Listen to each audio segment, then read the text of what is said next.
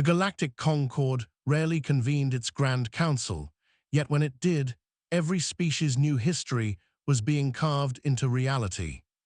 That day, the air inside the iridescent chamber crackled with tension, shimmering with holographic projections of planetary empires arrayed around a singular, controversial topic, Earth. For generations, humans had been treated as an anomaly, a statistical outlier in the galactic profile of sapient life. Most worlds evolved on stable environments, calm climates, predictable ecosystems, minimal predatory threats. Then there were the Deathworlders, species forged in environments so violent that the Concord classified them as Class X hazards. And on that list, Earth sat alone at the top as Class X Prime. To the Concord, humanity was unpredictable, dangerous, volatile, and most of all, embarrassingly unrefined for a species so young. But what annoyed them most wasn't humanity's nature, it was humanity's rising influence. Humans traded relentlessly, innovated ferociously, fought viciously when cornered, and against all logic, won battles they had no business winning. This, naturally, irritated the old powers of the galaxy. At the council gathering, the Vacuran High Speaker stood with his four wings folded behind him, his posture brimming with aristocratic confidence. Humans, he declared, must be contained, guided, and limited before their barbaric instincts destabilize the Concord. Dozens of representatives murmured their agreement, their eyes glowing with disdain. To them, humanity was a pest, climbing its way into places it had no right to reach. Yet one voice stood apart, the Torath delegation, themselves a Deathworlder species and humanity's long-standing ally. "Contain them," growled Ambassador Gortek, "and you reveal your fear, not your authority." The Vacuran speaker hissed, "Fear? Please, Torathan, they're primitives who think diplomacy means talking softer before shooting harder." "And that," Gortek replied, "is precisely why you should tread carefully." But the council didn't listen. With smug pride, they passed the containment mandate, an imposed blockade on human expansion, a forced limitation on Earth's fleet development, and an attempt to correct humanity through economic pressure. The Concord chambers erupted in self-satisfaction, proud of their decision. But one thing the council underestimated was the stubborn will of Deathworlders, especially humans. On Earth, when the containment mandate broadcast across every major network, humanity did not react with fear or submission. They reacted exactly how the Torathan ambassador predicted. They got angry. Earth's leaders gathered, unified in outrage, and within a day, a message streaked across the stars directly to the Concord. "We will not be contained," it said. "You want to see a Deathworlder's limits? Declare them." The Concord smirked at the human defiance, believing it a last cry from an inferior world. But the message that followed, one simple transmission, wiped the smugness off every alien face. "Earth Fleet Command declares the mandate an act of hostility. We are mobilizing. Be ready." Then the final line, the one that echoed through every diplomatic channel and every military outpost across the galaxy. A line that would change everything. Deathworlders have had enough. Earth had never united so quickly in its turbulent history. The moment the Concord enacted the containment mandate, every nation-state, colony, and off-world settlement set aside their petty disputes. Humanity's instinct wasn't fear but fury. A fury shaped by centuries of surviving a world designed to kill them. The Defense Secretariat activated Operation Iron Horizon, a contingency plan long theorized but never fully implemented. The plan spanned Earth's orbit, the Moon's industrial yards, Mars's ship foundries, and the Belt's autonomous drone factories. Within hours, every drydock lit up with welding arcs and power surges. Dozens of half-finished vessels were dragged from storage, hundreds of older ships were ripped apart and rebuilt with terrifying efficiency. Human design philosophy was already an enigma to the galaxy. No sleek curves, no ornamental architecture, no aesthetic flourish.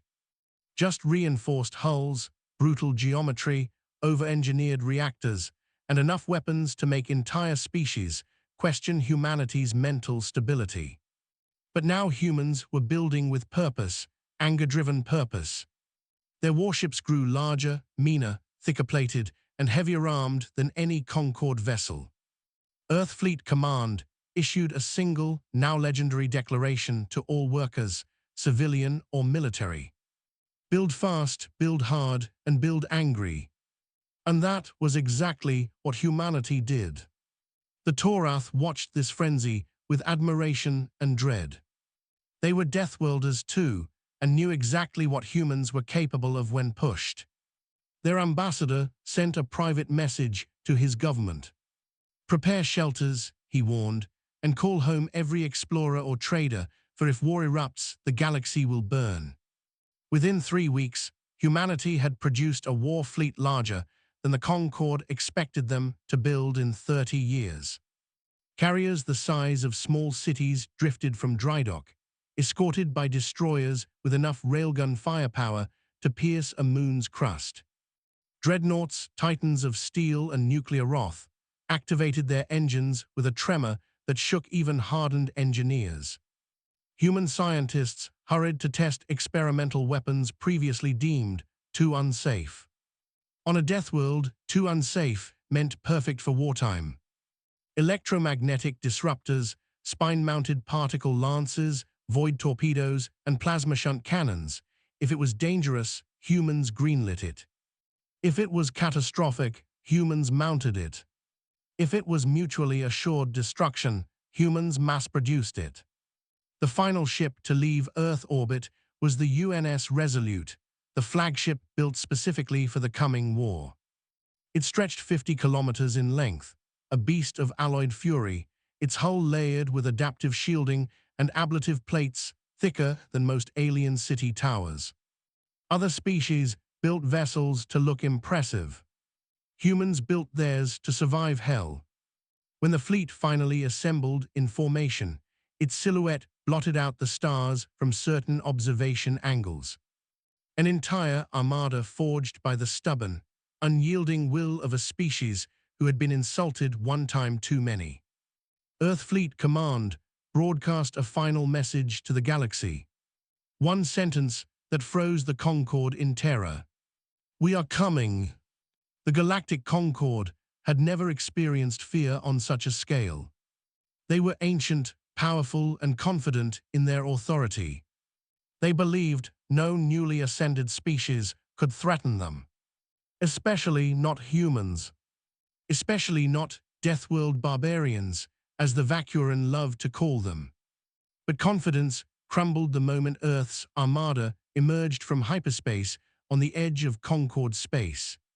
Sensors overloaded instantly. Recon ships fled before they were even targeted. Entire fleets scrambled in panic.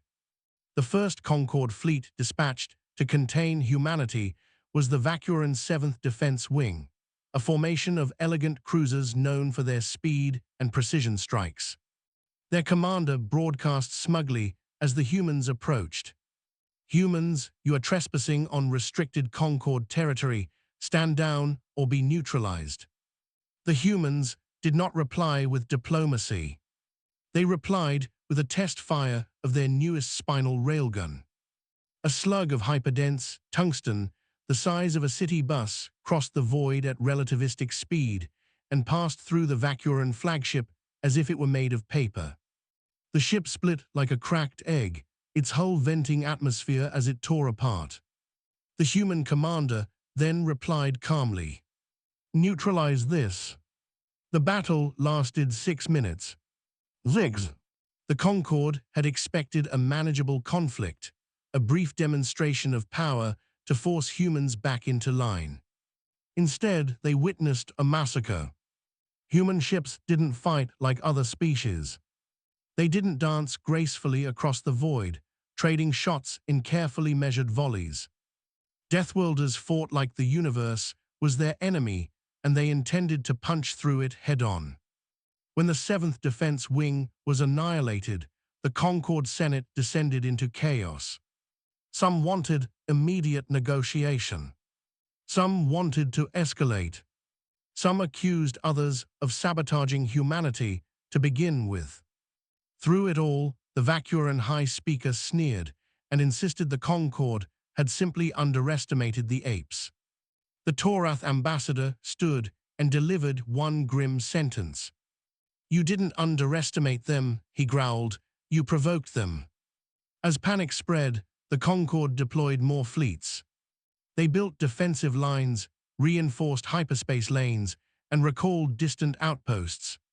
But every time they engaged, the result was the same. Humanity crushed them with terrifying speed. And with each victory, humans broadcast a single, chilling message. Let this be a lesson. But the Concord still didn't understand the truth. Humans weren't fighting to conquer. They were fighting to prove a point. One the Concord had ignored for too long. The war reached its apex at Vacuris Prime, the seat of power of the species most responsible for Earth's humiliation. It was there the Concord planned to make their final stand. Dozens of fleets gathered, forming a wall of shimmering shields and weapon platforms. Thousands of ships, hundreds of defense stations, and planetary cannons capable of vaporizing continents.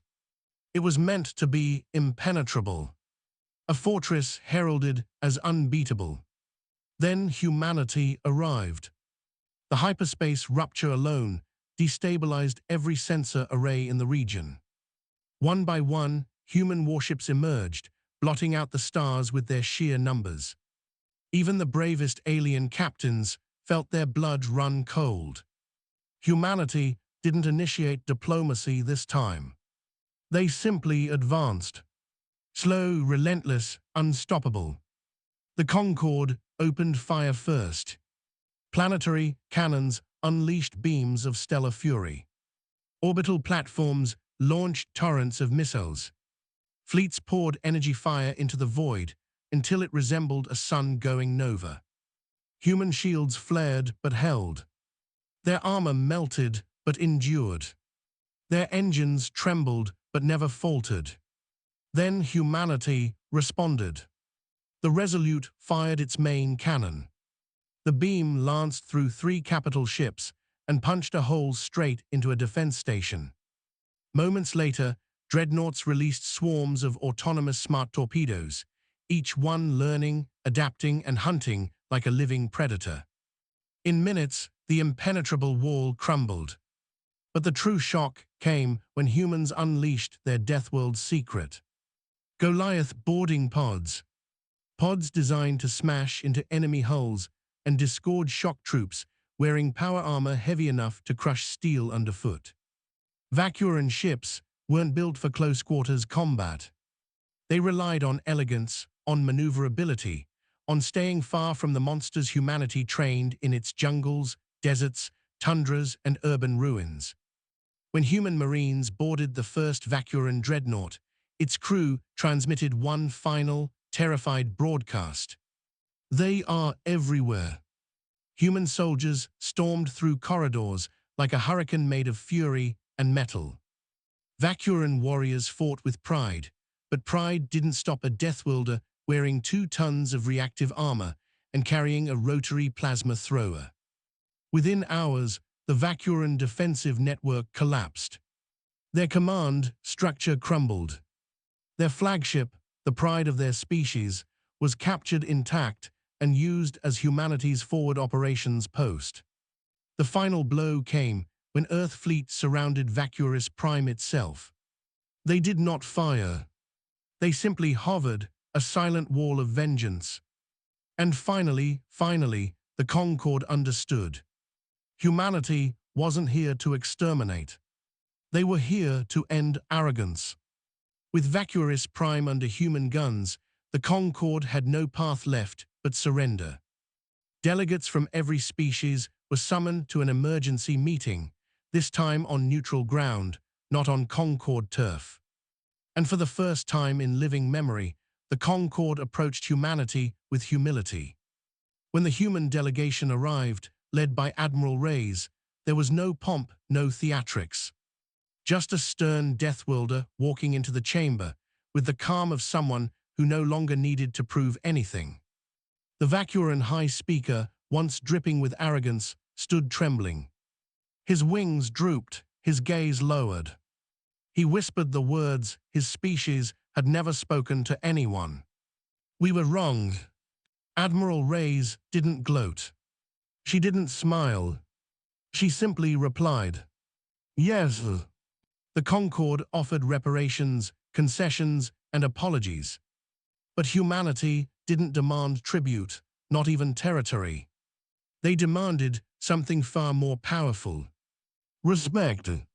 Reyes addressed the chamber in a speech that would reshape history. "Humanity does not seek dominance," she said, "but we will not be belittled, threatened, or caged. You assumed Deathworlders were savages. You forgot that surviving hell teaches discipline, unity, and strength. We are not your subjects. We are your equals." Silence hung heavy in the chamber. For once, no one dared to speak back. The Torath ambassador stepped forward with a rumbling chuckle. "At last," he said, "the galaxy listens." The Concord unanimously repealed the containment mandate. In its place, they drafted the Equal Standing Accord, a treaty recognizing Deathworld species as essential stabilizers of galactic balance. Humans and Torathans were given full rights, full protections, and full authority over their own expansion. Then humanity did something no one expected. They withdrew their fleet. Not defeated, but victorious. Not conquerors, but guardians of their pride. As the Armada departed, alien worlds watched in awe. They had seen what Deathworlders could do when provoked. And more importantly, they had learned never to provoke them again. The galaxy changed that day. Not because of war, but because humanity had forced the universe to acknowledge the truth. Never corner a Deathworlder. Never underestimate them. Never mistake peace for weakness. For when humans rose together, they proved that even the stars would tremble.